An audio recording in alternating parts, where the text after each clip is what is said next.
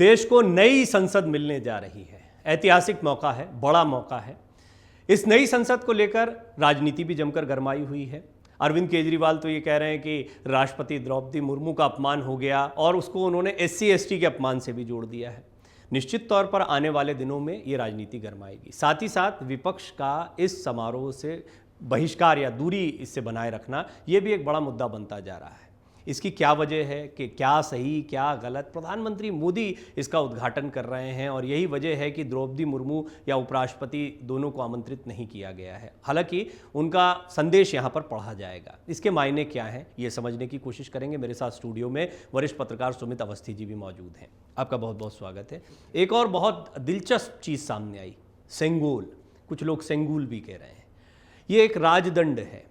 चोल वंश की तरफ से पंडित जवाहरलाल नेहरू को हस्तांतरण, सत्ता हस्तांतरण के तौर पर प्रतीक के रूप में दिया गया है। इसको लेकर अलग अलग थ्योरीज हैं, इतिहास में नहीं जाएंगे, लेकिन इस सेंगूल के क्या मायने हैं, ये कैसे सामने आ गया, इसको क्यों रखा जा रहा है संसद में, क्या इससे कोई मैसेज दिया जा रहा है, ये भी बहुत दिलचस्प पहलू। इसके बारे में भी सुमित जी आपको बताएंगे। सबसे पहला सवाल तो मैं जो उद्घाटन समारोह को लेकर कंट्रोवर्सी बनी है या विपक्ष ने बहिष्कार किया है, वो द्रौपदी मुर्मू जी को नहीं बुलाना, राष्ट्रपति को नहीं बुलाना, क्योंकि प्रोटोकॉल के तहत अगर उनको आमंत्रित किया जाता तो फिर प्रधानमंत्री उसका उद्घाटन नहीं कर पाते। प्रधानमंत्री नरेंद्र मोदी के लिए नई संसद का उद्घाटन करना क्यों इतना आवश्यक है कि वो इस विरोध को भी झेलने के लिए तैयार हैं कि हाँ, राष्ट्रपति जी को नहीं बुलाया गया? प्रवीण, इतना आसान इसका जवाब नहीं है जितना आसान आपने सवाल पूछा। बहुत वाकई में ऐतिहासिक मामला है, ऐतिहासिक वक्त है कि हिंदुस्तान की आज़ादी के 75वें साल में हम अपने हिंदुस्तानियों द्वारा बनाई गई संसद के भवन के अंदर अपनी संसद की कार्यप्रणाली को देख पाएंगे। मुझे सौभाग्य प्राप्त हुआ इस संसद को कवर करने का, तो मैं अपने अनुभव से आपको बताने शुरू करता हूँ। 1999 में मैं पहली बार पार्लियामेंट कवर करने गया और मेरे ख्याल से 2006 या 2007 की बात है जब पहली बार इस बात की एहसास हुआ वहाँ मौजूद पत्रकारों के बीच और नेताओं के बीच और कर्मचारियों के बीच, क्या संसद में ना अब जगह कम पड़ती है। गाड़ी पार्किंग की जगह नहीं थी, लोग ज़्यादा हो गए, ऑफिसेज खुल गए हैं, बहुत सारी टीमें काम करती हैं। अंदर जो बनी थी संसद आज से करीब 96-97 साल पहले 1927 में, तब वो टेक्नोलॉजिकली उतनी एडवांस नहीं थी। नहीं पता था कि कैमरे लगाने पड़ेंगे, नहीं पता था कि बिजली की फिटिंग करनी पड़ेगी। तो वो सब चीज़ें बाद में एडिशन होती रही उस स्ट्रक्चर के तौर पर, और वो कई जगह पर कई वक्त पर काफ़ी खतरनाक थे कि शॉर्ट सर्किट हो जाता था, AC ट्रिप हो जाता था।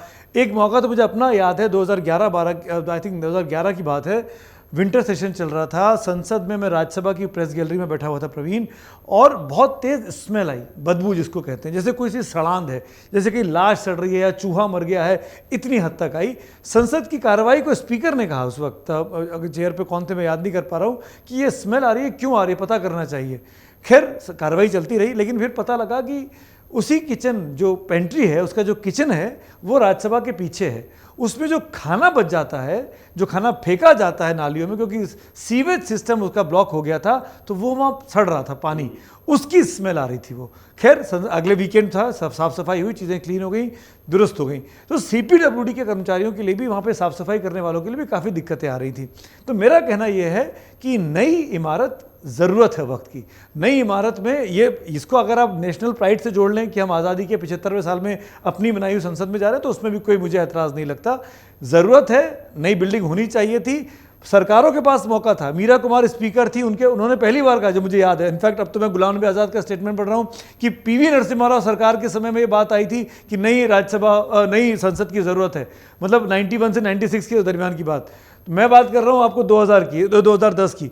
तो ये ज़रूरत थी, संसद पुरानी पड़ गई थी, संसद को नहीं, या तो उसमें आप एक और स्टोरी जोड़ लेते या उसको अपग्रेड कर लेते, पर मौजूदा व्यवस्था के चलते हुए कर पाना बहुत मुश्किल था। इसीलिए उस लुटियंस में एक जगह ढूंढ के नई संसद बनाई गई।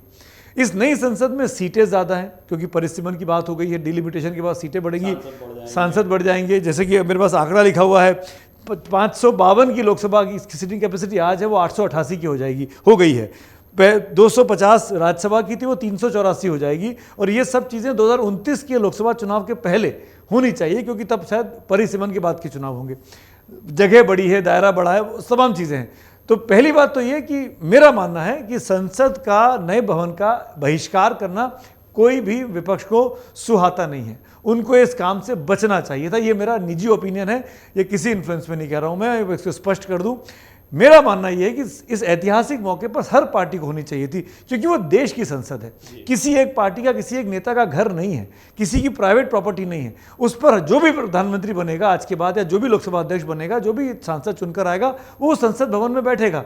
या तो ये हो कि यह विपक्ष ऐलान कर दे, जो बॉयकॉट कर रहा है, कि हम इस, जैसा कि राजीव रंजन लल्लन ने कहा भी, जेडीयू के नेता ने, कि इस कोई जरूरी थोड़ी कि अगली लोकसभा में यही जीत के आए, हम जीत के आएंगे तो हम पुराने में ही बैठेंगे, हम नए में नहीं बैठेंगे। अब ये एक नई कंट्रोवर्सी खड़ी हो रही है, लेकिन मेरा कहना यह है कि सबको इसी संसद में बैठना। लेकिन उनका विरोध या बहिष्कार की जो वजह वो बता रहे हैं वो बिल्कुल अलग है। उनका इससे कोई ये नहीं कि आपने नया बना दिया। उनका ये कहना है कि आपने राष्ट्रपति को नहीं बुलाया, आपने आदिवासियों का अपमान कर दिया, SC ST का अपमान कर दिया, इस तरह की बातें कही जा रही है। मुझे बिल्कुल नैरेटिव अलग है। ये मतलब ये विपक्ष कह रहा है कि द्रौपदी मुर्मू जी को आना चाहिए था, उनकी अगुवाई में होना चाहिए था।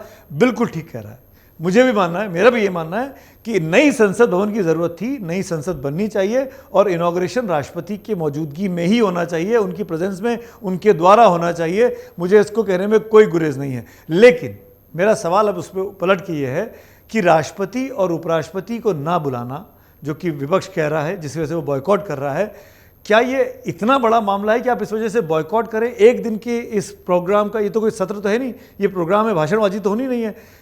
ये करके एक ऐतिहासिक मौके को विपक्ष चूक रहा है। उस ग्रुप फोटो में विपक्ष नदारद रहेगा, या अगर विपक्ष को लगता है कि हम नदारद रहकर नरेंद्र मोदी पर ये पेश कर पाएंगे कि वो SC ST विरोधी हैं, वो आदिवासी विरोधी हैं। उस ग्रुप फोटो से राष्ट्रपति मुर्मू का गायब रहना, ये भी क्या आपको नहीं लगता कि ये भी एक अपने आप में? मैं वही कह रहा था कि भाई, जिस नरेंद्र मोदी ने 21 महीने में संसद को बना के दे दिया, और बार बार तस्वीरें आई, नरेंद्र मोदी जब संसद बन रही थी, मेरे ख्याल से 3 या 4 बार वो मौके पर गए मुआयना करने के लिए, जब नींव खुद रही से लेकर संसद बनने तक तो एकमात्र नरेंद्र मोदी दिखाई दे रहे हैं। जो मिनिस्ट्री बना रही है अर्बन डेवलपमेंट की, यानी जिसके हरदीप पुरी साहब मंत्री हैं, वो किसी फोटो में नहीं है। जिस लोकसभा अध्यक्ष की मौजूदगी में ये बन रहा है, वो ओम बिरला साहब तस्वीरों में आखिरी बार में दिखे हैं केवल, तो वो भी मौजूद नहीं है। तो ये नरेंद्र मोदी साहब की खासियत है कि भाई जो काम 20 समय में कह रहा हूँ, जो 20 साल पहले मीरा कुमार के वक्त में कहा जा रहा था, वो अगर आज इंप्लीमेंट हो जा रहा है 15-17 साल के बाद, तो वो आदमी क्रेडिट क्यों ना ले? वो आदमी क्रेडिट ले रहा है। और ऐसा नहीं कि द्रौपदी मुर्मू और धनखड़ साहब का अपमान हो रहा है, उन दोनों के वहाँ पर स्पीच पढ़े जाएंगे। ये मुझे लगता है कि बीजेपी अब ये रफू कर रही है।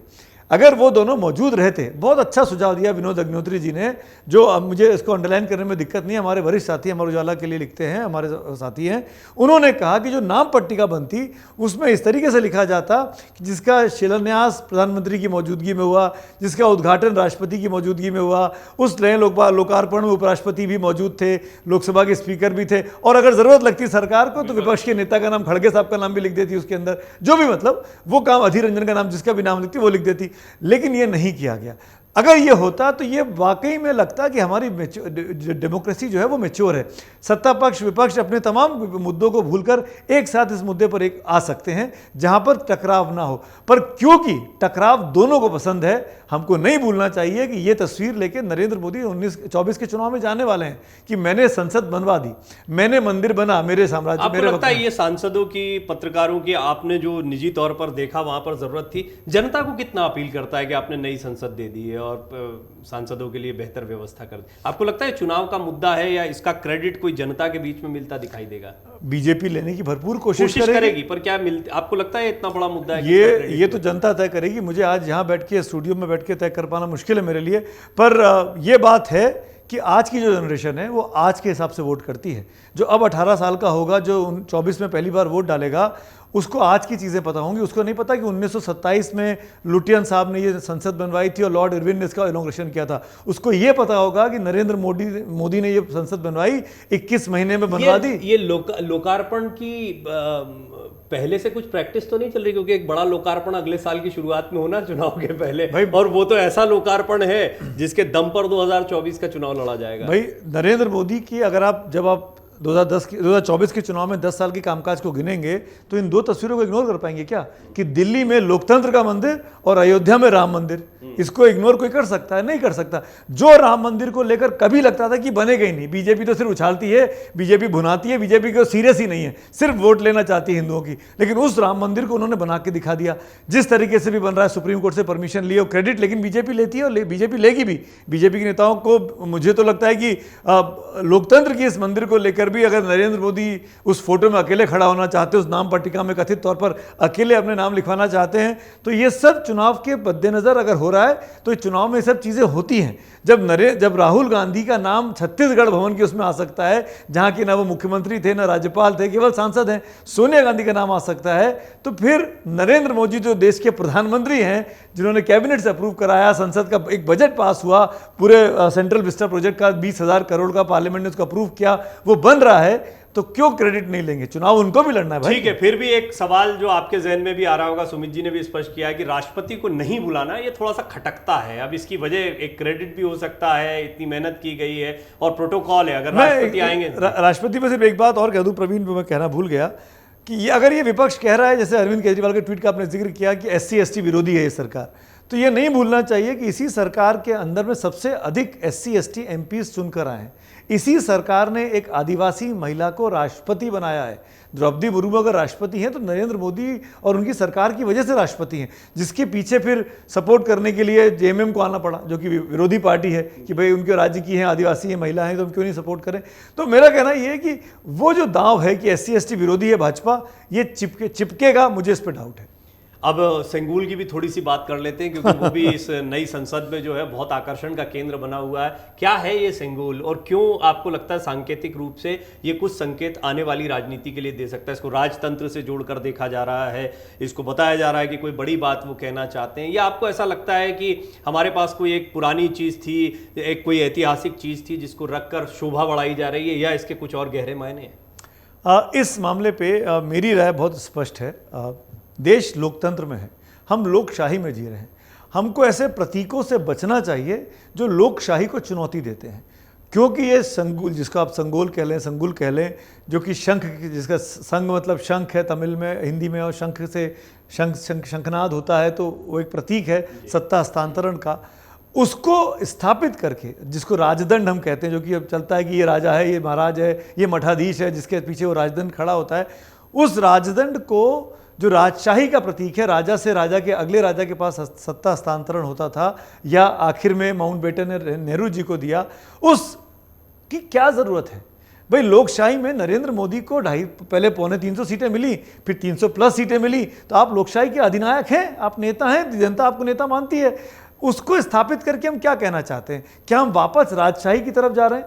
जिस सरकार ने राजपथ का नाम बदलकर कर्तव्य पथ कर दिया कि ये डायनेस्टिक रूल की निशानी है, अंग्रेजों की निशानी है, वो सरकार राजदंड के बारे में पैरवी कर रही है। मुझे इसकी जरूरत नहीं थी। इसके पीछे की कहानी और है प्रवीण, वो पकड़नी होगी। ये कहां से आ रहा है? ये तमिलनाडु से आ रहा है। ये तमिलनाडु से आ रहा है। मैं वही जानना चाह रहा क्या और हिंदुस्तान में राजा महाराजा नहीं हुए? क्या उनके पास राजदंड की प्रतिमाएं नहीं होंगी? क्या राजस्थान में नहीं रहा होगा, जहां पे सबसे अधिक राजे महाराजे रजवाड़े हैं? हाँ, क्या वहां भी तो ऐसी परंपराएं रही होंगी? तो ये क्यों तमिलनाडु से लाया जा रहा है? बीजेपी को दक्षिण भारत में इनरोड्स बनाने हैं। बीजेपी को उत्तर भारत की जो पीक पर वो चली गई है तमाम सीटों पे, उसकी भरपाई वो कहाँ से करेगी? तो वो करेगी तमिलनाडु से, केरल से, कर्नाटक से। कर्नाटक में स्थितियां बुरी हुई हैं, हमने अभी देखा चुनावों में। तो उनको लगता है कि तमिलनाडु में अगर वो 2, 4, 5 सीटें भी जीत सकती है आने वाले वक्त में, तो क्यों ना हम ये खेल खेला जाए। आप याद करिए, जब इसी संसद भवन का, नई संसद भवन की जो ऊपर अशोक स्तंभ जो लगा है, सिंह की मूर्ति, उसकी जब पूजा हुई थी, तो जो पुजारी बगल में बैठे हुए हैं प्रधानमंत्री के, वो तमिलनाडु के हैं। उनको नहीं भूलना चाहिए। तमिल के तरीके से पूजा की गई है। जी। अब संगुल अचानक आ गया। 75 सालों के इतिहास में वाजपेयी जी आके चले गए, चरण सिंह चले गए, राजीव गांधी, इंदिरा गांधी, इतने प्रधानमंत्री चले गए, किसी को सत्ता हस्तांतरण के उस प्रतीक की याद नहीं आई। या मैं कहूं कि याद आई, लेकिन उनको लगा कि जरूरत नहीं है, ये तो राजशाही का प्रतीक है, हम तो लोकशाही में रह रहे हैं, हम तो जनता के नुमाइंदे हैं, हम क्यों राजशाही की चीज़ें अपने पास रखें। उन्होंने नहीं लगाया, पर इस सरकार को लगता है कि इसके ज़रिए हम तमिलनाडु के चोल डायनेस्टी की जो परंपरा थी उसके ज़रिए हम एड्रेस कर पाएंगे। तो शायद मुझे लगता है कि बीजेपी ने उसलिए ये पूरी कोशिश की है, इसीलिए एन मौके पर असर पड़े आपको लगता है? क्योंकि 4 दिन पहले तक मुझे नहीं पता था संगुल क्या होता है। आज की तारीख में मैं ये मतलब बोल सकता हूं, मैं हर जगह बोल भी रहा हूं कि 4 दिन पहले तक हिंदुस्तान की आबादी को संगुल का मतलब पता नहीं था, और आज 4 दिन के बाद व्हाट्सएप पढ़ के और टीवी चैनल के डिबेट्स देख के हर व्यक्ति संगुल का ज्ञाता बन गया है।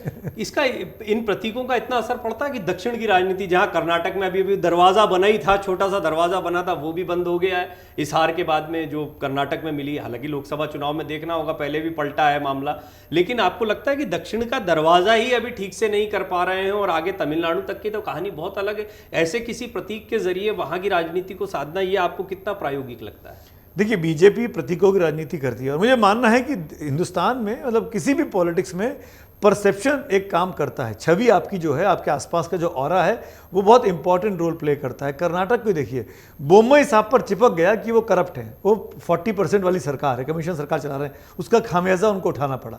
सेम चीज़ मनमोहन सिंह पर लग गया था 14 के चुनाव के पहले कि ये सरकार तो काम ही नहीं करती है, पॉलिसी पैरालिसिस हो गया है सरकार को, बीमार पड़ गया प्रधानमंत्री, उसका खामियाजा उनको उठाना पड़ा। वो एक सपना दिखाया गया और जीत के आ गए। सेम चीज़ अरविंद केजरीवाल के साथ, उन्होंने सपना दिखाया दिल्ली की जनता को कि भाई शीला दीक्षित कुछ काम नहीं कर रही, 15 साल हो गए उनको रहते हुए, करप्शन बढ़ गया, फलाना ढिमकाना। उनको लगा कि एक विकल्प हम दे सकते हैं, दिल्ली की जनता ने भर के वोट दे दिया आम आदमी पार्टी को। ये अलग बात है कि अब जनता कितनी खुश है या नहीं खुश है।